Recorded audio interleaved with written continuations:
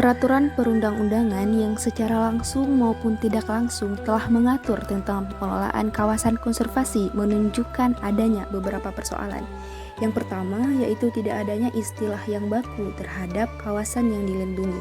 Direktorat yang memiliki tanggung jawab perlindungan sumber daya alam misalnya menggunakan istilah Direktorat Jenderal Perlindungan Hutan dan Pelestarian Alam. Kendati pun sehari-hari mereka menggunakan istilah konservasi dan bukan perlindungan atau pelestarian. Baru-baru ini melalui keputusan Presiden nomor 192 tahun 1998 tentang perubahan atas keputusan Presiden nomor 61 tahun 1998 tentang kedudukan, tugas, susunan organisasi, dan tata kerja departemen sebagaimana telah beberapa kali diubah terakhir dengan keputusan Presiden nomor 144 tahun 1998.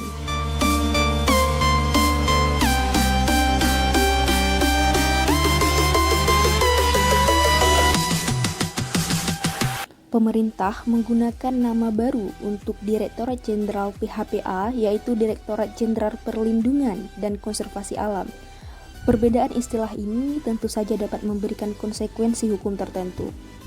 Yang kedua, adanya dualisme kebijakan pemerintah yang di satu sisi berupaya untuk melindungi kawasan-kawasan tertentu dan menetapkannya sebagai kawasan konservasi. Namun di sisi lain membuka peluang kawasan-kawasan tersebut untuk dieksploitasi. Hal ini dapat ditemukan di dalam Peraturan Perundang-undangan Nomor 28 Tahun 1985 tentang Perlindungan Hutan.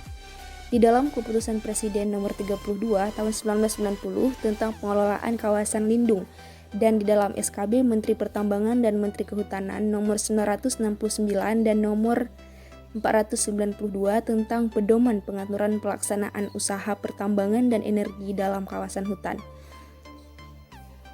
SKB dilakukan kegiatan pertambangan termasuk dalam kawasan yang akan ditetapkan sebagai Taman Nasional. Yang ketiga adalah lemahnya penegakan hukum atau law enforcement terhadap pelaku perusak kawasan-kawasan konservasi. Berbagai aktivitas yang nyatanya mengancam atau bahkan telah merusak kawasan konservasi seringkali tidak dikenakan peringatan ataupun sanksi yang tegas. Hal ini dapat dilihat dari aktivitas pertambangan di Taman Nasional Kutai, yaitu di Kalimantan Timur, kemudian di Taman Nasional Lorentz yang sebelumnya merupakan cagar alam, dan juga Taman Nasional Bunaken dan sebagainya. Yang keempat adalah kuatnya ego sektoral yang terlihat dari rekomendasi dan izin yang diberikan oleh Departemen Pertambangan untuk aktivitas pertambangan, baik di Taman Nasional Lorentz maupun Taman Nasional Kutai. Kendati pun Undang-Undang Nomor 5 Tahun 1990 melarang. Nah, oleh karena beberapa persoalan yang sudah disebutkan tadi, yakni adanya kebijakan yang mendua, penggunaan istilah yang tidak baku, lemahnya penegakan hukum, dan begitu kuatnya ego sektoral, maka jelas adanya persoalan mendasar dalam kebijakan besar pengelolaan sumber daya alam kita. Persoalan mendasar tersebut adalah tidak adanya visi dalam pengelolaan sumber daya alam, termasuk visi pengelolaan kawasan konservasi.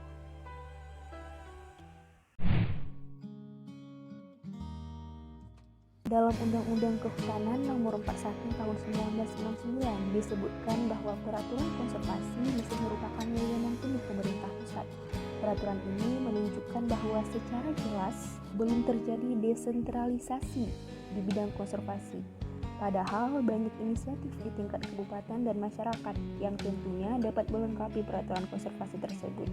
Pengelolaan sentralistik diperparah oleh proses perencanaan, penataan kawasan, perlindungan dan pengawasan, dan berbagai kegiatan lainnya yang berkaitan dengan pengelolaan kawasan konservasi yang seringkali dikembangkan secara tidak transparan. Dukungan pemerintah daerah dan masyarakat terhadap pengelolaan kawasan konservasi tergolong masih rendah.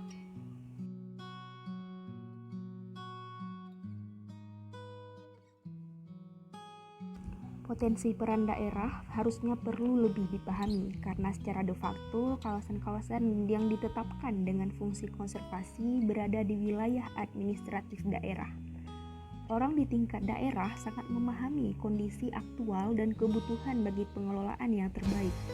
Di samping itu, kawasan konservasi merupakan bagian integral dari keuangan daerah. Maka pengelolaan terbaik juga menjadi sangat terkait dengan kepentingan pembangunan daerah. Apalagi penetapan suatu kawasan konservasi di masa lalu seringkali tidak disertai dengan data dan informal yang memadai. Dalam kondisi tanpa kewenangan, maka mengkomunikasikan kepentingan konservasi keanekaragaman hayati dengan kepentingan kehidupan masyarakat di dalam dan di luar kawasan menjadi sulit dilaksanakan oleh daerah.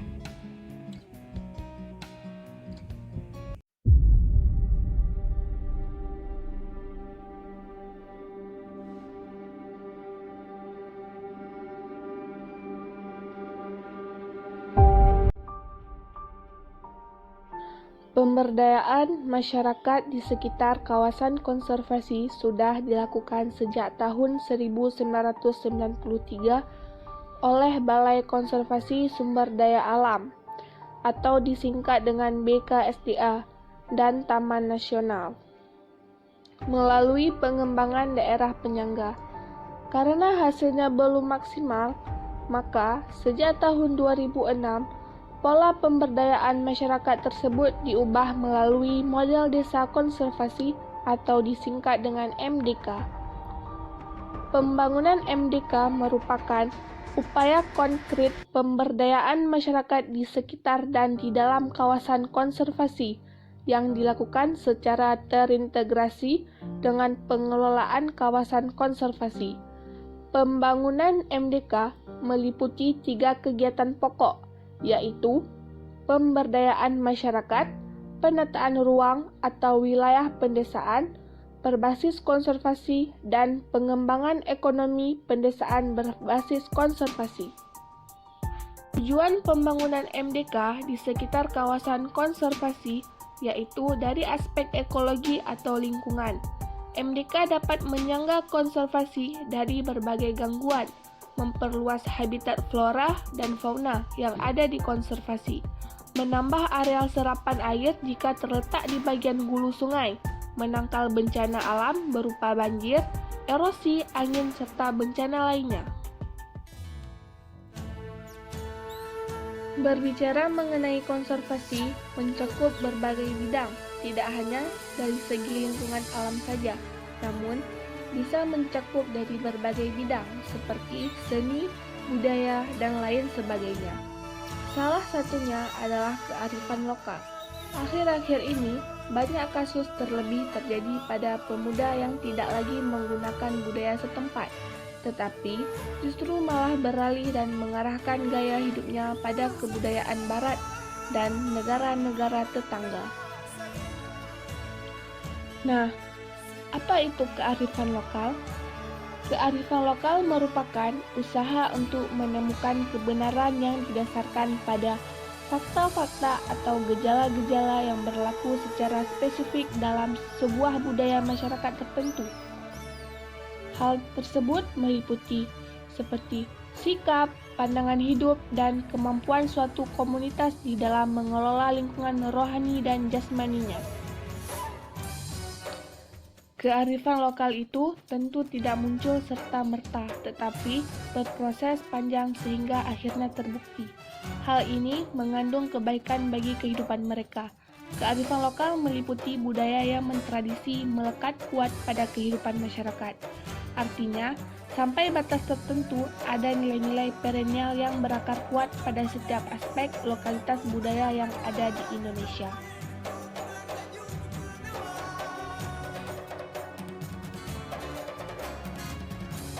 Baiklah, kita akan membahas tentang mekanisme konsultasi publik terkait konservasi. Nah, berkaitan dengan permasalahan pembagian peran dan koordinasi yang menjadi kendala utama yang dihadapi oleh Departemen Kehutanan, pemerintah daerah, dan masyarakat dalam kegiatan konservasi. Diperlukan suatu mekanisme yang dapat membantu menyelesaikan masalah tersebut. Salah satu mekanisme yang dapat digunakan oleh Departemen Kehutanan maupun pihak pemerintah daerah adalah mekanisme konsultasi publik, yaitu suatu rangkaian proses yang dijalankan oleh pemerintah atau pihak-pihak lain yang berkepentingan seperti lembaga internasional, lembaga swadaya masyarakat, kalangan perguruan tinggi, masyarakat, dan pihak lain yang memiliki inisiatif yang sama dalam pembuatan kebijakan kepada masyarakat, khususnya dalam pengelolaan kawasan konservasi. Dalam konsultasi publik, terdapat 3 tahapan proses pembuatan kebijakan yang meliputi 1. Ada tahap rancangan inisiatif, di mana inisiatif atau rancangan penyusunan peraturan perundang-undangan disampaikan kepada publik. Mekanisme penyampaiannya dapat dilakukan dengan berbagai cara kepada masyarakat. Masyarakat yang dimaksud adalah yang terkena dampak langsung dari peraturan kebijakan ini. Yang kedua, tahap rancangan akademik. Pembuatan materi muatan peraturan perundang-undangan, tujuannya agar substansi peraturan perundang-undangan tersebut mempunyai alasan yang kuat dan bisa dipertanggungjawabkan secara akademis. Yang ketiga, ada tahap rancangan peraturan. Penterjemahan rancangan akademis ke dalam bahasa hukum. Kajian hukum dan pengelolaan konservasi. Secara umum, kebijakan dan hukum yang berkaitan dengan pengelolaan sumber daya alam tidak dapat dipisahkan dengan pengelolaan kawasan konservasi. Oleh karena kawasan konservasi merupakan bagian dari sumber daya alam, maka kebijakan dan hukum konservasi pun pada dasarnya merupakan bagian dari kebijakan dan hukum pengelolaan sumber daya alam. Sementara itu, Peraturan Pemerintah Nomor 28 Tahun 1985 tentang perlindungan hutan tidak membuka peluang desentralisasi sama sekali. Bahkan untuk kebakaran hutan, pencegahan dan pemadamannya masih bertumpu pada instansi-instansi kehutanan yang merupakan perpanjangan tangan pemerintah pusat, seperti Kanwil Kehutanan, Dinas Kehutanan, Unit Perum Perhutanan, dan Unit Pelaksanaan Teknis di lingkungan Departemen Kehutanan. Demikian juga halnya dengan Keputusan Presiden Nomor 3